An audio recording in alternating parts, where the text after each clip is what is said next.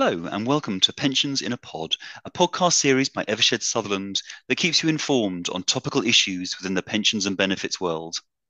I'm Jeremy Goodwin, partner and head of pensions, and in each episode within this series, we'll hear from speakers across our pensions and benefits team. In this podcast, we're going to focus on trustee governance. We know that many schemes have been taking stock on their trustee governance structure to see what more they can do to build on their existing structures and practices, particularly in light of the General Code. So we thought today we'd take the opportunity to do three things. First, take stock on where that work has got to. Second, reflect on the challenges for schemes in this area. And last, look ahead to where this may develop.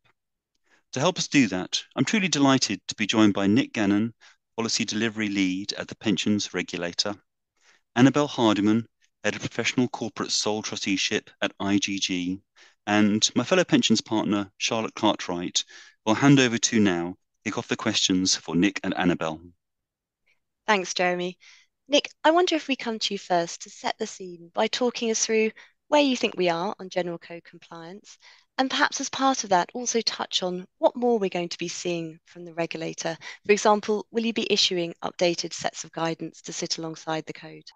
As it seems, the code has actually landed pretty well. We're not getting an awful lot of pushback, or hardly any at all, in fact. We're not getting that many questions. It seems sort of this new way of presenting the things that were already there actually seems to have landed pretty well. And perhaps that was the long build up that we had, that people kind of got used to the idea. So that fear of the unknown wasn't there maybe in the end. But yes, it seems that everyone that we hear about anyway um, is sort of on their progression towards code compliance, and they've understood where it is that they're going. And I suppose from our point of view, the next thing, as you say, is to actually look at the associated guidance. And if anyone's ever looked at the stuff we've got rather a lot of it. And our starting point has actually been to reconsider what's actually needed. So there's a lot of stuff there that is actually, as the codes were, the old ones, quite dated, perhaps not needed anymore, you know, in need of a bit of a refresh. So what we are actually doing at the moment is to go through and consider whether or not any of the guidance is actually needed. So taking some of that down. And then also reconsidering which bits need to be updated and where we could usefully update them. And then if there is a need for stuff to or new guidance to come out, and there's always things changing in the world of pensions, so new guidance is pretty much inevitable. But if there is new bits that are directly related to the code or any of our other materials, then yes, we will look to be putting those together as well. Thanks, Nick. That sounds like quite a hefty chunk of work. I think it's fair to say code drafting is never quite done. If you don't mind, though, I would quite like to pick up on one of the comments that you made at the start, and it is reassuring to know that you feel that the code has landed well. I think you referred to progression towards the code compliance. We're on a bit of a journey with that, and I suspect the natural next question that people might have is, when can we expect to see the regulator taking some action on general code compliance? I wonder if you could give us your thoughts on that. Well, I suppose that is always the case of whether there's a scheme out there that needs us to take action, or that we find needs to have action taken against them. I think in most cases, schemes are, as I say, on their way to compliance. They understand what any gaps might be. And then in terms of non-compliance, I suppose actually some of it will come down to, is it stuff they should have had in place anyway, because it's that material that's been rolled over, or those expectations that have been rolled over from the old codes, or is it one of those bits that sort of dropped in as a new element, and perhaps it lights the way to us understanding more non-compliance. That's the right way of putting it, within that scheme. So, is there a sort of a canary in the coal mine kind of thing that makes us poke around? But I mean, I wouldn't anticipate anything in the next few months. But who knows?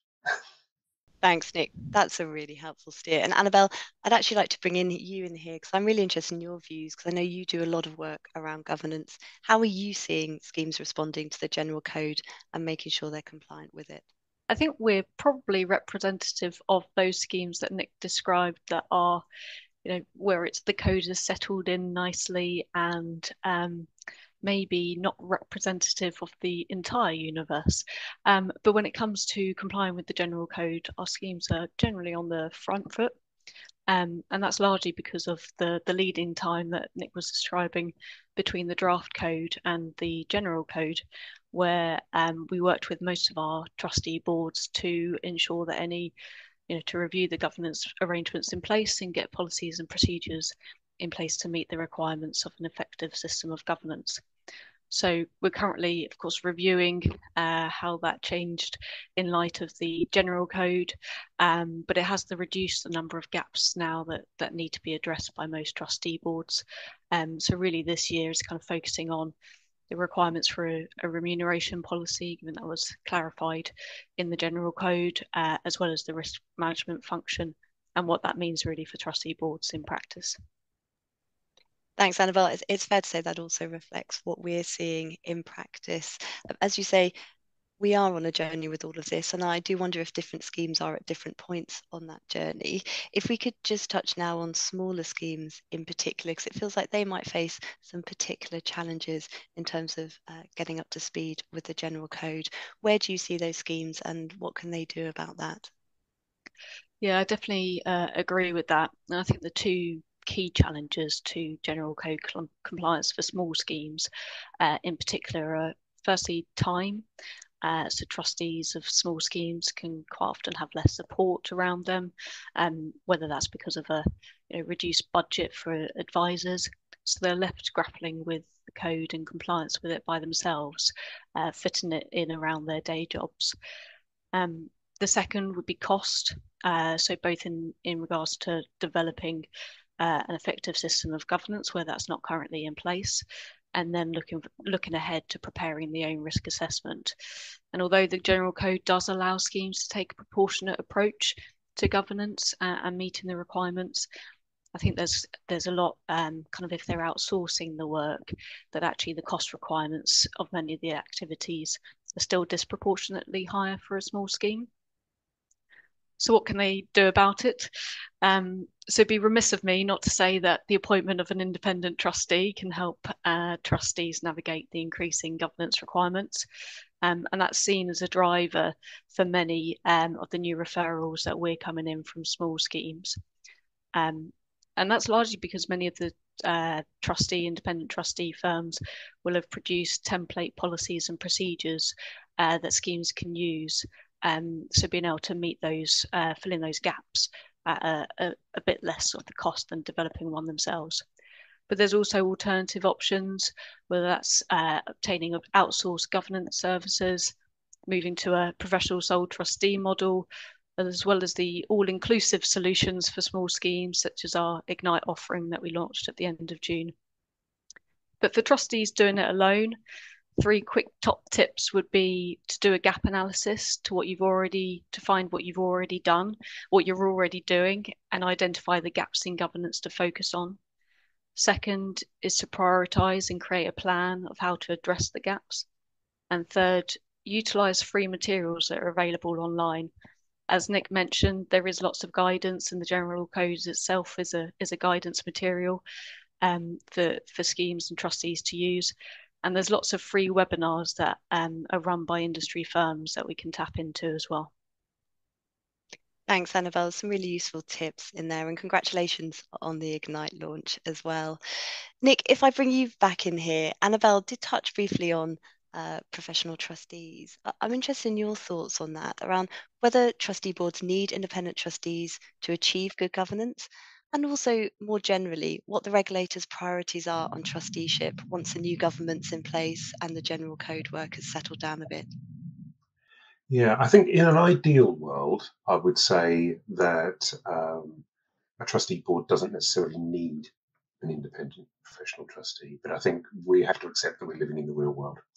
And as Annabelle says, you've got sponsors out there who are short of time, short of financial resource for advisors, or for bringing their own staff in. Increasingly the demographic of the workforce will be that they perhaps don't have workers who are active within a DB scheme. That would be a rarity in itself. And then perhaps even those deferred members are moving on a bit. So trying to get someone who's sort of engaged enough with what is potentially a fairly meaty task, is harder these days. So I think it's natural that people look towards professional trusteeship, and as Annabelle said, it plugs you into those extra resources, that extra bank of knowledge, perhaps. So it's I suppose it's a simple win. You can focus doing your day job of running the company, and someone can focus on their day job of running the scheme and getting a good outcome for the members. So I think from that point of view, yes, it works well. Where we're sort of looking is into the wider professional trustee market to understand more about how it does actually function on a day-to-day basis. Are there bits there that, as a regulator, we should be concerned about? We've seen a lot of consolidation, not just within schemes, but within professional trustee firms. Does that introduce new dynamics into the market as we understood it, perhaps? So that will be one of our focuses going forward, is actually sort of seeking to understand more about professional trustees, especially as they've got sort of such a reach now within schemes as they will move in. So yeah, that's going to be one of our key things going forward. Thanks, Nick. There's some great food for thought there, and it'll be really interesting to see how that develops. Unfortunately, that's nearly all we have time for. I'd like to finish by asking each of you for one key takeaway for listeners before I hand back to Jeremy. Nick, perhaps you could kick us off with that. I think probably from my point of view is, if we're looking at code compliance, this possibly comes a little bit off field from from a regulator, but perhaps don't look at the code as a compliance document. Look at it as something that helps you. Approach it as, here's some sort of icebreakers, some thought starters, some conversation pieces around actually how you do the job of governance within your scheme. And perhaps that sort of fresh outlook on it, that might help it if you're stuck there on exactly how to make a move towards compliance. My key takeaway, I like to use the analogy of climbing a mountain, with being at the top of the mountain fully compliant with the general code. So it looks like a daunting prospect from the bottom, but starting is often the hardest part. And once you start climbing, you'll realise that actually you're probably already meeting lots of areas of the general code. And I think it's fair to say that the regulator doesn't expect schemes to be compliant from day one, but being able to demonstrate that you're on the path to the top will go a long way. Thank you all for your insights on what's coming over the horizon for the industry on trustee governance.